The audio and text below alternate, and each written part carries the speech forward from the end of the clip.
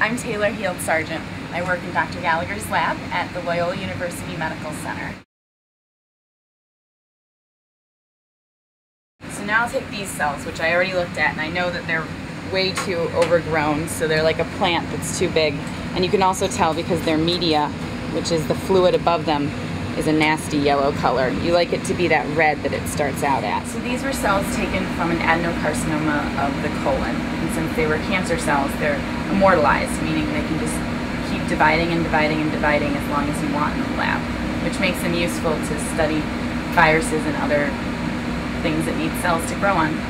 So what I have to do first is I have to take off this old media, which is basically like the food for the cells. And I want to remove it. It's not good for it anymore. And I need to clean it off so that there's no more left.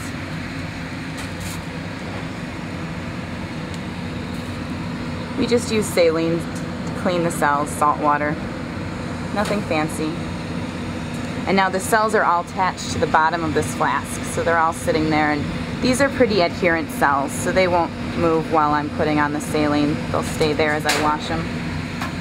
Some cells don't adhere very well, and when you put the saline on, they might fly right off, and you have to be pretty careful. These are robust. So now I'm just washing them, and then I'm going to add a chemical to them. It's actually an enzyme called trypsin, and this trypsin will break some of the bonds that the cells have with the plate. So with the bottom of this flask, and by doing that, it'll make the cells float so that they will no longer be attached, and then I can lift them up and move them into a bigger container. But just like the cells like to grow at 37, this enzyme only works at 37 degrees. So I have to put it back in here for a little bit.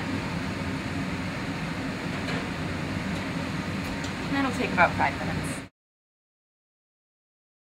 Are lifted up off the bottom of the flask, so they're floating in this very little bit amount of the enzyme. And I don't want the enzyme to be able to chew up the entire cell, so I need to stop the enzyme from working. So just by adding back some of this media, it contains components that will stop the enzyme from working and save the little cells. Now remember, the goal of this was to allow the cells to have some more room to grow. In order to do that, instead of moving it to a bigger flask, I'm actually just going to take out a lot of the cells and throw them away. So now I'm only leaving about 20% of the cells that were originally in there. And I'm going to add back some fresh fruit so that those 20% can grow up in the increased space since I removed so many of the cells.